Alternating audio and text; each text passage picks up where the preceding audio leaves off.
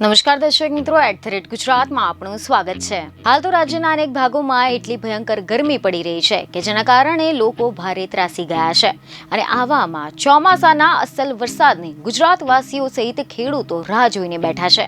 જો કે છેલ્લા 2 દિવસથી રાજ્યના અનેક ભાગોમાં વરસાદે દસ્તક દીધી છે, પરંતુ હવે આગામી દિવસોમાં વરસાદનું જોર વધશે તેવી આગાહી હવામાન વિભાગ દ્વારા કરવામાં આવી છે। તો આની સાથે હવામાન નિષ્ણાંત અંબાલાલ પટેલે પણ આજથી વરસાદ રાજ્યના અનેક ભાગોમાં શરૂ થશે તેવી આગાહી કરી છે। જેમાં રિપોર્ટ અનુસાર એવી માહિતી મળી રહી છે કે આગાહીકાર અંબાલાલ પટેલે એવી આગાહી વ્યક્ત કરી છે કે આજથી રાજ્યભરમાં ભારે પવનની સાથે વરસાદની આગાહી છે।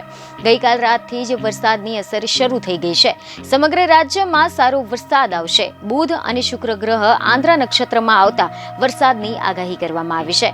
18 થી લઈને 28 જૂન સુધીમાં રાજ્યમાં વરસાદ રહેશે। આંધ્રા નક્ષત્રનો વરસાદ ખેડૂતો માટે સારો ગણાય છે અને આજે ભીમ 11 હોવાથી ગુજરાતના ખેડૂતો મુહૂર્તમાં વાવણી કરશે।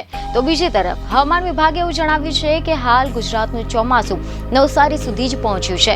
હાલ ચોમાસું આગળ વધારવા માટેની જે સિસ્ટમ છે તે નબળી પડી ગઈ છે, જેથી થંડર સ્ટ્રોમ એક્ટિવિટી સાથે હળવાથી મધ્યમ વરસાદની આગાહી કરવામાં આવી છે। આગામી 7 દિવસ જુદા જુદા જિલ્લાઓમાં વરસાદની આગાહી કરવામાં આવી છે, જેમાં આજે ભરૂચ, સુરત, ડાંગ, નવસારી, વલસાડ, દમણ, દાદરાનગર હવેલી, જૂનાગઢ, અમરેલી, ભાવનગર, ગીર સોમનાથ અને આવતીકાલે પંચમહાલ, દાહોદ, વડોદરા, છોટાઉદેપુર, નર્મદા, ભરૂચ, સુરત, ડાંગ, નવસારી, વલસાડ, તાપી, દમણ, દાદરાનગર હવેલી, જૂનાગઢ, અમરેલી, ભાવનગર અને ગીર સોમનાથમાં વરસાદની આગાહી કરવામાં આવી છે।